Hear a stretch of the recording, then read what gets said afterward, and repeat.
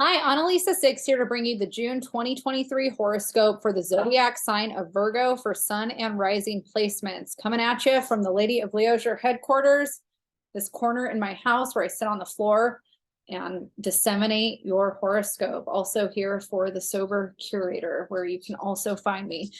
All right, Virgo, let's talk about June for you. June is an interesting month for most of us. A lot of us are kind of having this like extroverted start to June. And then by the end of the month, a lot of us are having it go into more of this introverted period. But for you, Virgo, it's actually kind of the opposite. You're going to have kind of this continuous stream of output for June. So get ready to have maybe somewhat of an exhausting month. I don't know if it's exhausting in a bad way. I think if you've got a lot of goals career-wise and socially, it's going to be really positive time for you. But you're going to have to really like carve out your self-care intentionally. So since April, we've had Mercury in Taurus. Mercury went retrograde in Taurus, and Taurus is the fixed earth sign of the zodiac that makes what's called a trine to Virgo. And so the area that this was highlighting for you and where Mercury currently is happening still and for the first week and a half of June is the area that represents your belief systems and your values. And so when Mercury is passing through this area, we get kind of like this boost when it comes to absorbing information. It also enhances our desire to travel abroad. So if you felt kind of like you wanted to do some traveling or go experience some other things or other cultures, that was enhanced during the Mercury and Taurus cycle. And if there was any kind of discrepancies with travel, that was also a part of it with the retrograde period. But, starting out with June, that stuff should be a little bit more smooth sailing. You still have kind of this emphasis of energy there. It's also a really positive time for you to be, working on kind of these values that you might have in the way that you're relating to self. So I'm trying to think of how to explain this in a less blown out way, but essentially Mercury here is very focused around ideologies and belief systems. And because it's in Taurus, it's a very structured energy, but because it went retrograde, we might have reflected on those structures and seen whether or not they were in alignment for us still. And maybe there's things about them that are and things about them that aren't. And so improving upon that and expanding upon that or growing upon that is a theme with Mercury here. And Jupiter has entered Taurus last month, and Jupiter actually rules this area, but it's not the ruler of Taurus, but it's the ruler of this house. And Jupiter's going to be here for the rest of the year. And so Mercury's kind of like kicking up some dust around how do I perceive my values, my beliefs, my ideas about the world.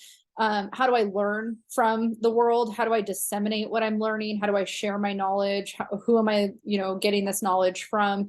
Those types of themes. And then Jupiter's here really pushing you to continue to be a student of life in that way.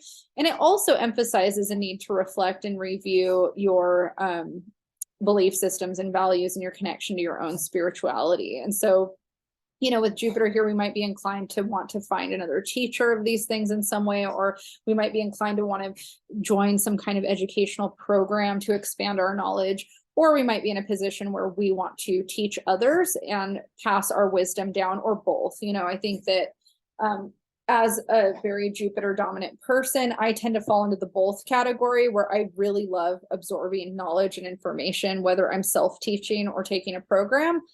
I also really love to teach and disseminate what I'm learning. And part of me becoming better at what I do or what I know is disseminating it. Like there's kind of like this full circle thing where when I learn something, I almost learn it better once I have to teach it to somebody else, which I know that's not true for everybody, but it tends to be true for very like Sagittarius, Jupiter dominant types. And so having Jupiter passing through this area of the chart, and also, in a sign like Taurus, which trines Virgo, it kind of enhances that for your identity. Like, how are you applying your wisdom and knowledge to yourself in your own life? And how are you sharing that? So there's a lot of ways that I could say the same thing a million times. So I'm going to move on from that. But that's a big theme starting out June. It's also a theme with Jupiter there for the rest of the year. because we're in Gemini season, the sun is currently highlighting the Gemini area of the chart that has to do with your career. So in the Virgo horoscope, the career is highlighted in Gemini season. And wherever the sun is brings vitality and energy. So if you feel like there's a boost or an enhancement of energy around your career, you can thank the sun in Gemini for that. There's going to be some more energy passing through here later on. So we're going to be talking a lot about Gemini energy as we get into it. Venus has been in Cancer since the second week of May, and she's finishing her stint in Cancer the first 5 days of June. So we'll have Venus just in this last little bit of Cancer energy, and where she's been hitting for the Virgo horoscope has been in the house that rules our community and social circles or networking. And so if you've had a really social last month, Venus had a lot to do with that, and she's finishing her stint up there. So again, she also brings abundance wherever she is. So we have a really nice time connecting with people when she's passing through there. Mars entered Leo in May and will be in Leo for all of June. And the area that this is hitting for the horoscope in Virgo, in the Virgo horoscope, is the area that rules the subconscious. And when Mars is hitting the area of the subconscious, we also have Pallas Athena here and Black Lilith here. The frequency that's often described is a feeling of repressed rage, anger, or energy that needs to be expressed but has been stifled in some way. And so having Mars pass through this area of the horoscope for the month of June, you might be feeling a lot of anger that you don't know how to express, or that you're not really sure if you feel like you're in a safe space to be supported in expressing it. And this is going to be something that comes up a lot for you until Mars moves out of Leo, which I believe is in July. Yeah, Mars won't leave Leo until the second week of July. And there's going to be some other themes that come up. I'm not going to talk about it right now because we're going to talk about a lunar transit first. So before we get more into the Leo story for the sign of Virgo, on this too is going to play a part. So on June 3rd, we're going to have a full moon in Sagittarius at 13 degrees of Sagittarius. So a little bit of a reminder on what happens during a full moon. The sun is in a sign. And so, you know, Gemini season, we have the sun in Gemini, and every Gemini season, we have a full moon in Sagittarius. And that's because the opposite sign of Gemini is Sagittarius. So when the luminaries, the sun and moon, are opposing each other, they're in opposite signs. So that polarity is highlighted, and that's what's making that full moon. And so we look in the chart, in the horoscope or the personal chart or the transit chart, whichever chart, to see what the theme is for us based off of where those luminaries are falling. And a full moon represents a time where we can manifest something into our lives while it's culminating, or we can work on releasing something as it's disseminating. And so the area that's highlighted for the Virgo horoscope, the sun is in the Gemini position in the 10th house, which is the house that represents our career, our occupation, but also how we're presenting ourselves to the world, the identity we're presenting to the world. And then where the moon is hitting is in the opposite area, which represents our relationship to our home, our family, our private life, and our relationship to our parents. And so when we have a full moon here, there's a few things that can happen. We can focus on manifesting more of the home life that we desire, more of the relationship with our family members or the people that we live with in the way that we want. If there's changes or things that we want to do to our home that we are wanting to manifest, that's also something that we can set intentions towards. Also, because the career is highlighted, we can also set intentions towards that area of our lives as well. So that polarity, you know, is where the energy is focused. Also, because it's in Sagittarius, when Sagittarius is in this house, a lot of times we might feel like the world is our home. We might not feel necessarily like there's a stationary place that feels like home. Home might be more of a feeling that we're searching for, that, you know, is more of like an experiential thing. So like, I've never really felt home anywhere until I moved into the house that I'm in. And so a lot of times what would make me feel at home was my relationship with my husband. And so he felt like home to me because where I was living really didn't. Also, sometimes like an experience would feel like home, like a certain smell or certain ways that I decorated my home would feel more like home rather than the home itself, you know? When I was younger, you know, being Sag rising, traveling really made me feel at home, just like kind of doing things outside made me feel at home. Spending time in nature made me feel at home. And so that might be something that you're experiencing during this full moon, where you're realizing that home maybe is more of an experience, not necessarily where you physically call home or where you physically are, but it's more of a feeling. And so I think that we can create a stationary place that feels that way. And then sometimes we get in these periods where we feel kind of restless and like we need to feel that experiential home feeling. And so for you during June 3rd, you might reflect on what those things mean to you, and maybe you don't get so caught up on whether or not it's stationary. You're more like, how do I experience this feeling in a deeper way? I am a really big Wizard of Oz fan.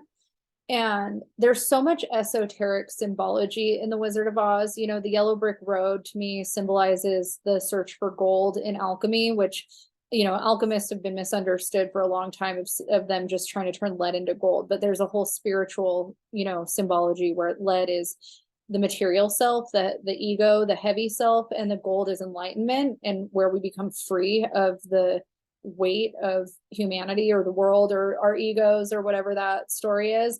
And I think what's interesting about the Wizard of Oz movie specifically, I mean, I have some of the books, but I don't really think about the books when I'm thinking about this. I'm thinking more of like the story of the movie. Is we've got this kind of like mundane, boring life that Dorothy's constantly trying to escape with her dog. And I think of Dorothy and the dog as the Fool card in the tarot, because in the tarot you have, the Fool card in the Rider-Waite deck has a little dog, and the dog kind of represents this purity and wisdom, and the Fool's about to walk off the cliff and the dog's kind of like, like watch out. But that's part of the Fool's journey, right? Is not knowing who you are, where you're going, what you're doing. And so Dorothy kind of is like the Fool, with Toto. And then she's, constantly seeking in a very esoteric, spiritual, like Sagittarius way. She's seeking something more out of life. And, I love how they present in the movie, everything's like this sepia tone. It's not even black and white. It's like this weird brown sepia tone. And she's in Kansas and it's all gross and boring. And it's like, prairie desert kind of feeling.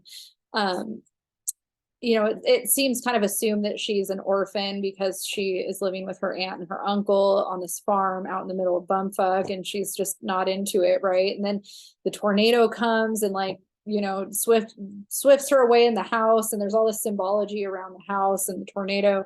And then she ends up in Oz, which is this magical land, like she's been seeking, but it's full of chaos. Like it's just absolutely insane. Right. And I feel like Oz represents the world in a lot of ways, but also kind of like the spiritual journeys that we go through. I mean, it's the Fool's journey, the hero's journey.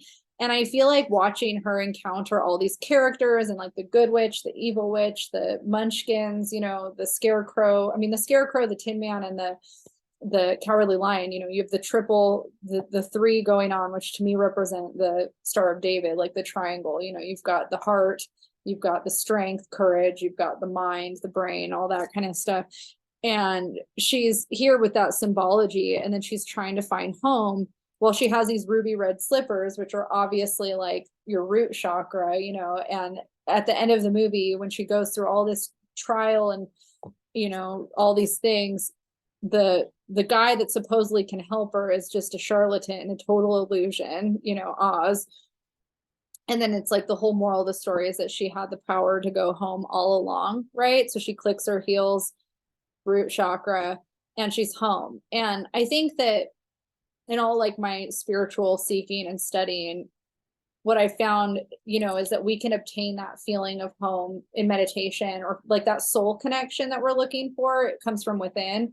And what she ends up valuing so much about going back home is that she didn't need to go to some fantastical land to have that feeling. She had it all along, and that it took her leaving the nest and going and experiencing the world and all of the things that it comes with to realize that she was fine just within herself, and that nothing out there was better than that. It was just chaos. Totally crazy. I feel like Dorothy so much in my life. Like I feel very much like I was born into this family that was really positive in many ways, even though there was a lot of chaos. And I feel like I was constantly seeking, you know, this feeling of home. Like, where's my home? What do I feel? And, you know, I don't think I was going to find that feeling by going back home like Dorothy does, where she goes back to Auntie M's. But I do think that I had to realize that home was in me, and that home was a feeling in me, and that home wasn't this physical place, and that I wasn't going to find my home feeling out there. The irony of that, though, is that I have always felt home in Southern California. And now that I live in Southern California and have the house that I have been pining after for so long, I do feel at home physically somewhere for the first time. Like, don't take my home away from me. But I think I had emphasized that my feeling would be that way here so much that when I got here, it was hard not to feel that way here, because it's just where I feel home. So that's my long-winded way of sharing that you're going through this kind of feeling in the beginning of June, where you're reflecting on your relationship to that home feeling, and what does it mean to you? How do you create it? If it's somewhere stationary that you're already in, that you're building upon that, what are those things that you're kind of, you know, putting into that in terms of tradition and values and beliefs? If it's something that you feel like you need to find, you might be inclined to want to, you know, explore and do something different. But it's also important to remember that sometimes that feeling is just something that we can tune into without actually having to disrupt things in our lives or make things chaotic. Sometimes that's what that journey just ends up bringing us back to, right? So that's the full moon theme for Virgo.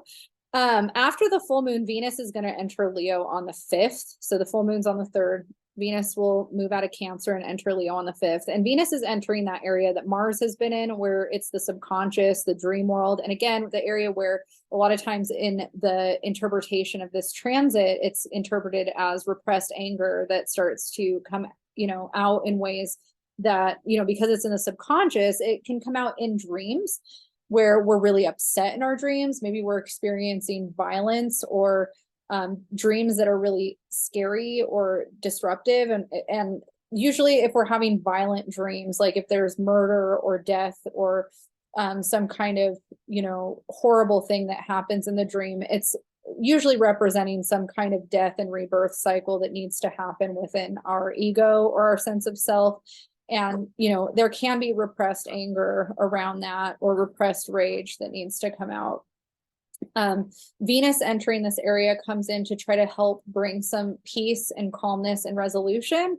And so Venus is basically coming in to help heal a lot of the things that are coming up. And so I highly think that, like, doing dream work, I highly recommend dream work and dream analysis as a positive way to work through this cycle, because Venus is going to be in Leo until October, and she's going to station retrograde here. And so this is also a time where you're kind of reflecting on maybe issues from the past that maybe like you didn't realize that they were still problems, you know, and maybe now they're coming up again, and you're kind of reflecting on things that you have buried. And now you're in this position where you're like, wow, I really need to work on healing this. I really need to work on acknowledging where I'm still not okay, or where I'm angry. And, you know, when Venus first enters Leo, she's going to make an opposition to Pluto.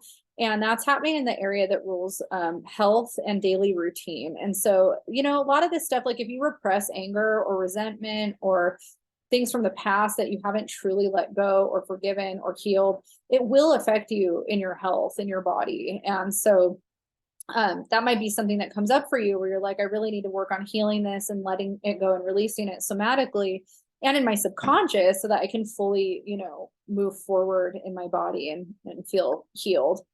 My dogs they've been really patient putting up with me doing this all day, and I just watching them be crazy. It's funny.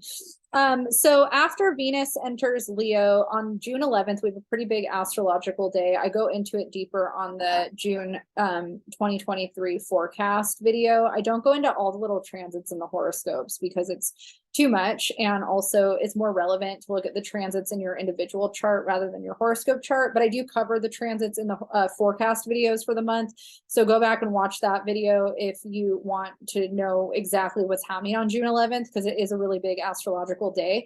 But Mercury will be entering Gemini after having been in Taurus for a long ass time. And I'm really excited about Mercury and Gemini because Mercury is the ruler of Gemini as well as Virgo. So Mercury is your planet as well, Virgo. And it's going to be joining the sun in that area of the chart that has to do with your career. So this is a really good time. You know, Mercury is the planet of communication, analytical thinking, planning, perceptions, you know, how we disseminate data, that kind of stuff. And so it really enhances that energy for you, Virgo, in a way that's really positive. So that's going to happen on the 11th, and then Mercury will be there until the 27th, and then it enters Cancer. I wish Mercury was going to be in Gemini longer, but that's just how it is. Saturn will be stationing retrograde on the 17th. Again, if you want a little bit more about that, go to the June forecast video. And then on the 21st, we have the sun moving into Cancer. And so Cancer season will begin. And then, you know, Mercury enters, oh, I'm sorry, I skipped ahead. Let's go back. We're going to go back to the 18th before we get into Cancer season, because we have one more astrological event that's worth talking about before we get into Cancer season. And that is our new moon in Gemini. And so the new moon in Gemini happens on the 18th, and it's going to be at 26 degrees Gemini, I believe. Yes, 26 degrees Gemini. And this is happening again in that area of career for Virgo. And so new moons are great for setting intentions towards the things that we want to grow in the month ahead.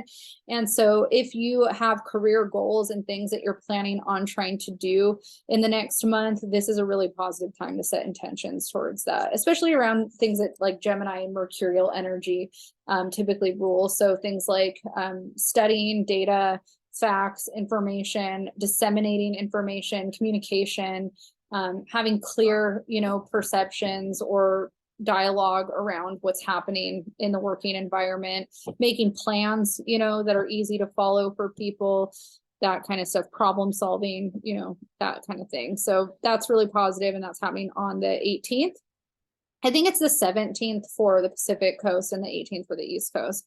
So then on the 21st, a few days later, the sun will be entering Cancer. And then on the 27th, Mercury will be entering Cancer. And so the area that this is getting highlighted towards the end of the month is the area that represents social groups, friendship circles, and networking. And so that's kind of why I was starting out this video saying that you're very extroverted in June, because you have all this energy in the 9th house, which is like learning, education, long distance travel, you know, kind of value systems, belief systems, experiencing the world, and then career, how you're operating in your career, how you're operating out in the world, and then social circles and groups and friends and all of that. So it's going to be a pretty active time for you. And then you have this little group of energy, you know, with Leo that is in the subconscious, where you really need some downtime to work on yourself and healing yourself and self-reflection and all of that. So you're going to have to carve out the time for that. That's not really something that you're going to be given. But, you know, if you find yourself repressing anger and not working through things and it coming out on those around you, consider, you know, getting a therapist and working through some of that stuff on the side so that you have enough energy to give to all of the extroverted activities that you have. Because just having someone that you can privately express feelings and anger to can get that out of the body and help you, you know, show up for the things in your life that you're trying to show up for. Let's see here. You know what I just thought of? This is really stupid. I just thought of the fact that Raquel and Tom Sandoval and Lisa Vanderpump are all Virgos. And then I just started thinking about them with all of this, because I'm just very enthralled in Vanderpump Rules right now, but we'll save that for a different day. I really should do some videos on their charts, because that would just be fun. Okay, moving on. So that's pretty much it, actually. The only other thing that we have going on in June for the horoscope is that Neptune will be stationing retrograde on the 30th. But again, I go into every single little transit for the month in the June forecast, and they really are more relevant for you on an individual basis in your chart, which is why I don't go over each individual transit for the horoscope. I just go over kind of where the shifts of energy are taking place throughout the month with the personal planets, because that's more of how I like to look at horoscopes. But it should be a pretty interesting time for you, extroverted, a lot of attention on you in the public. And so just make sure you're carving out that downtime for yourself, because it's going to be a lot for sure. Not necessarily in a bad way, but just a lot. All right, Virgo, I wish you all the luck and blessings for June, and I will see you next month.